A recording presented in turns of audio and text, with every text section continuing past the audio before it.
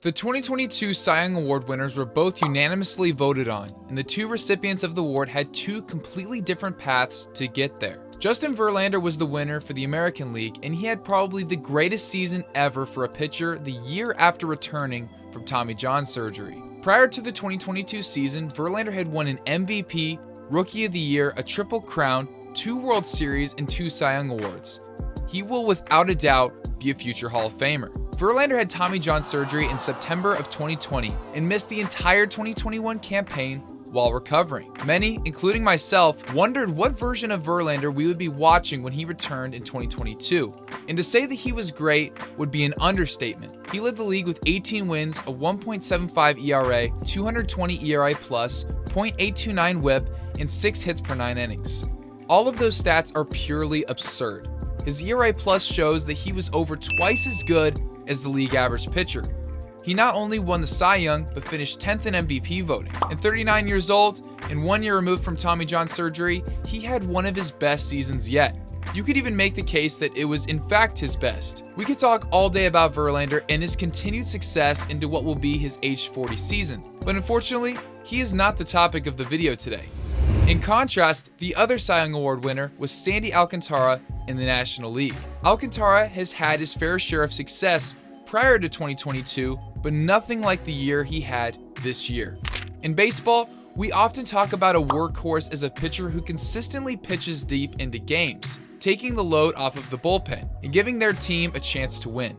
Having a well-rested bullpen is a huge part of finding success deep into a 162-game schedule. Sandy Alcantara takes the term workhorse to another level, as he will often find himself pitching into the 8th or 9th inning, and in 2022, completing them more than anyone else in baseball. Let's take a look at the prime examples of what makes Sandy, Sandy. On August 27th, 2022, Sandy Alcantara had his biggest test of the season on his hands. He was facing the juggernaut Dodgers, who were 87-37 entering the game, with a lineup featuring Mookie Betts, Trey Turner, Freddie Freeman, Will Smith, Max Muncy, and so on. This was the best lineup in the entire National League. Alcantara was also slipping in the Cy Young Award race after having an extremely rough start, by and large his worst start of the season. And with the final month of the regular season just a few days away, Alcantara needed to right the ship if he wanted to keep his Cy Young odds on the up and up.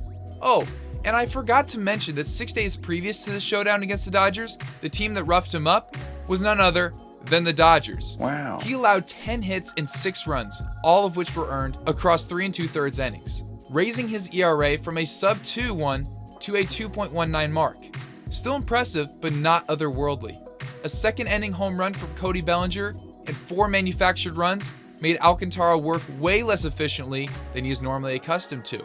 He threw 89 pitches, 63 of which were strikes impressively. Alcantara definitely had a lot at stake when he took the mound on August 27th. Now with the Dodgers entering the fighting ring for round 2, it appeared that Alcantara was going to have to make an adjustment, or live with 2 rough outings in a row, something that just didn't happen in the 2022 season for him. 2 innings into this game, Alcantara looked to be more comfortable in his home ballpark rather than at Dodger Stadium, as he was able to keep the Dodgers off the board. That is until Mookie Betts stepped in with 1 out in the 3rd inning. A solo home run into left center field put the Dodgers up 1-0. And after a single from Trey Turner followed Mookie Betts' home run, it looked like things might start unraveling for Sandy Alcantara. However, he wasn't going to let one home run derail his start, and immediately got Freddie Freeman to line out into a double play with the help of his defense. After the 3rd inning, things finally started to click for Sandy. He faced the minimum in the 4th and 5th innings, and with the exception of a Trey Turner single in the 6th, was spotless from innings 4 through 8. Sandy went from giving up 6 runs in under 4 innings to 1 run through 8 innings. An incredible adjustment, and with the Marlins at this point of the game only up by 1 run, the Marlins called Sandy back out to try and finish what he started. His 4th complete game of the year was on the line. The 9th inning started off strong for Sandy, as he struck out Trey Turner on 3 pitches to get the leadoff man out. To this point, he had just 96 pitches, a very efficient total. Then, things started to get interesting. Back-to-back singles from Freddie Freeman and Will Smith made things look a little dicey for Sandy, as he was playing with a 1-run lead. Sandy, for all intents and purposes, was his own closer. And after putting 2 on with only 1 out, it would seem likely that this would be all she wrote for his chances of getting a complete game. Don Mattingly, the Marlins manager, remained confident in his ace pitcher and entrusted him with finishing the job. Muncy, on a 2-1 count, proceeded to pop out to third baseman Joey Wendell in foul territory for the second out of the 9th inning. Sandy Alcantara walked Justin Turner with a base open to bring up Joey Gallo with the bases loaded. Gallo, in his worst season of his career, was looking to make up for his many offensive downfalls and stepped in with 3 ducks on a pond, looking to give the Dodgers the lead. After a visit from his pitching coach, Alcantara was able to finish the job and induced a ground ball to first base to finish off his 4th complete game of the season. Sandy got his revenge against the Dodgers, and instead of allowing 6 runs, he allowed just 6 hits over 9 innings and allowed just 1 run and struck out 10. I could have also talked about the other complete game where Sandy had runners on first and second with only 1 out in the 9th inning of a complete game against the Cardinals. It seemed like Alcantara would have to let his bullpen handle the rest, as Don Mattingly came out to the mound to check in with Sandy. The possibility of removing him from the game was probably also on his mind as he walked out to the center of the diamond.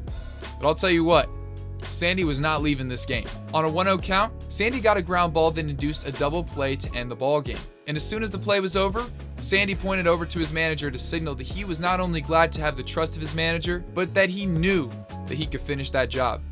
Hopefully those 2 examples of outings from the 2022 season give you an example of what Sandy Alcantara is made of. With that being said, let's dive into the stats of Sandy's 2022 season. According to Baseball Reference, Sandy Alcantara led the entire major leagues in pitching WAR and was well ahead of second place Dylan Cease, who finished with a 6.4 WAR on the season.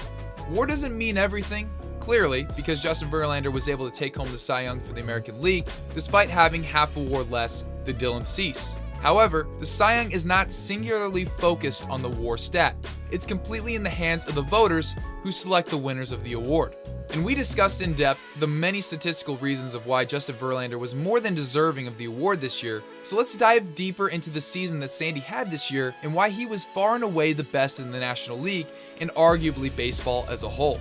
For starters, like we have been getting at, the amount of innings he was able to eat up, if you will, and the amount of games that he saved the Marlins bullpen is worth more than just the WAR stat that backs up his value. He was, for one thing, able to take the ball once every 5 days and put up a season in which he started 32 games. He completed 6 of those, one being a shutout, which was double the amount that second place Framber Valdez was able to accumulate.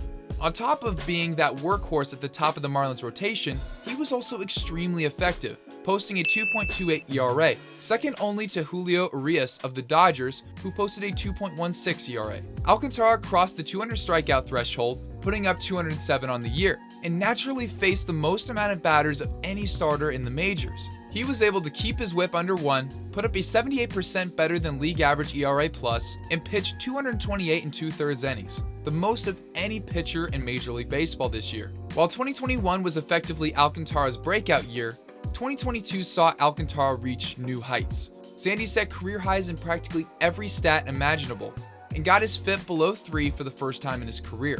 Luckily for Marlins fans, they won't have to worry about losing Alcantara for the near future, as he signed an extension in November of 2021 that will not see him become a free agent until 2027. The details of Alcantara's contract make him look like the biggest bargain in baseball, especially considering he is fresh off of a Cy Young award. Alcantara and the Marlins prior to 2022 agreed to a 5-year, $56 million contract extension that even before his Cy Young season looked like a massive bargain for Miami. Before signing the extension, he was coming off a season in which he posted a 3.19 ERA, started 33 games, and surpassed 200 innings pitched. At 27 years old, it appears that he has his best years of his career in front of him, and the Marlins didn't have to open their wallet too much in order to retain him. Sandy Alcantara is a different breed of pitcher in an era where pitching deep into games isn't seen as important as it used to be. I'm curious to see if Alcantara is able to replicate his 2022 stretch of dominance into the 2023 season and beyond.